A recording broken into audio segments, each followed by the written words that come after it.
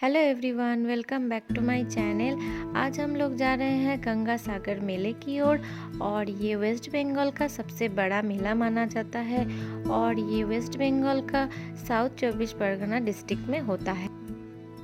इस मेले में आने के लिए सबसे आसान तरीका होता है कि आप रोडवे या रेलवे पे आए।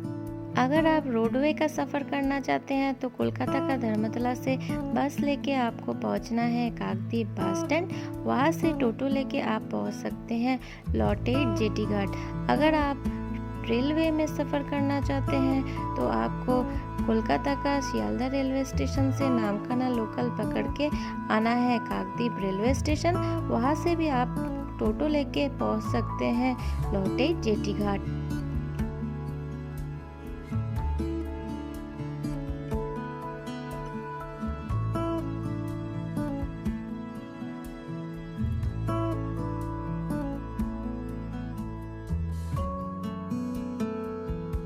और लॉट 8 हम पहुंच चुके हैं। अभी जगह से लॉन्च पकड़ के जाएंगे कोचुवेरिया जेटी घाट। और इस मेले में जाने के लिए ये लॉन्च का सफ़र तो अनोखा ही होता है।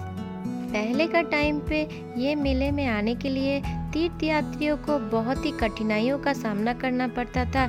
इसीलिए बोला जाता था कि सब तीर्थ बार बार गंगा सागर एक बार। बट अभी का टाइम वैसा नहीं रहा। अब बोला जाएगा गंगा सागर बार बार।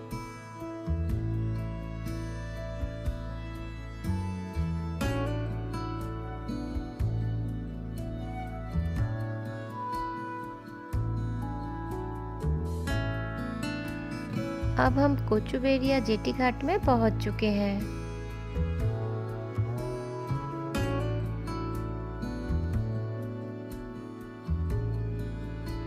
कोचुवेरिया से बस या फिर प्राइवेट कार लेके 30 किलोमीटर का सफ़र करके हम पहुंच जाएंगे गंगा सागर। यहाँ पे आके रहने के लिए आप वेस्ट बंगाल गवर्नमेंट के अंडर सरकारी दफ्तर का रूम भी बुक कर सकते हैं या फिर भारत सेवाश्रम में भी रह सकते हैं। है गंगा सागर।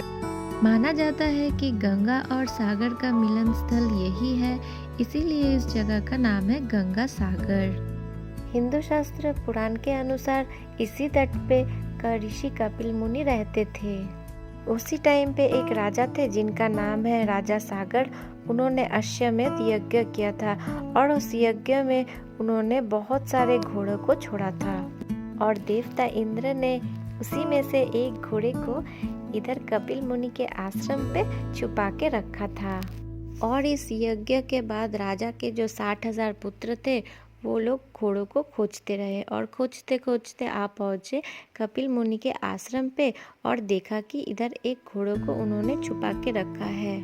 और ये देख के राजा के जो 60,000 पुत्र थे उन्होंने कपिल मुनि को बहुत ही अपशब्द कर दिया। मगर कपिल मुनि को तो इसके बारे में कुछ भी पता नहीं था और वो भी क्रोधित हो गए और शाप दे के राजा के जो 60,000 पुत्र थे उनको सब भस्म कर दिया। का एक जीवित पुत्र अंशुमान को पता चला तो वो कपिल मुनि के पास आए और भाइयों का मुक्ति लाभ के लिए प्रार्थना करने लगे। तब कपिल मुनि संतुष्ट होके बोले, अगर गंगा खुद ये 60,000 पुत्र को भस्म को अगर स्पर्श करे तभी ये मुक्ति लाभ हो सकता है।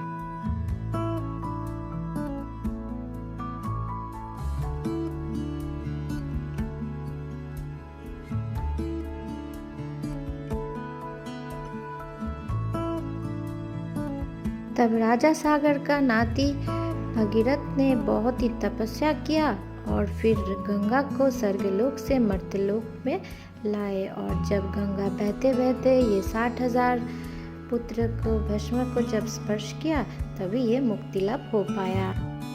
और इस मकर संक्रांति के दिन ही 60,000 पुत्रों का भी मुक्ति लाभ हुआ था। इसीलिए मकर संक्रांति का स्नान को पुण्य स्नान माना जाता है। इसीलिए हर साल मकर संक्रांति के दिन बहुत सारे श्रद्धालु इधर स्नान करने आते हैं। बट इस साल कोविड के चलते थोड़ा कम लोगों को देखने को मिला।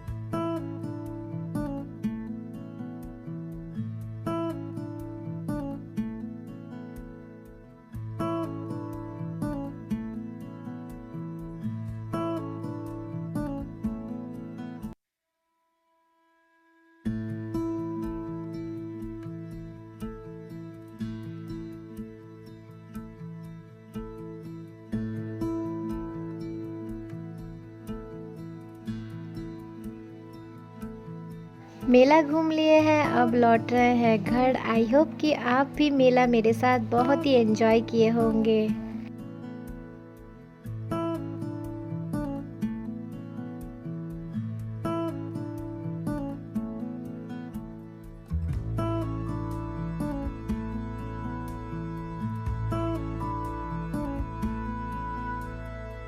वीडियो अगर आप लोगों को अच्छा लगे तो लाइक तो ज़रूर करना, और नए हैं तो प्लीज़ सब्सक्राइब कर लेना।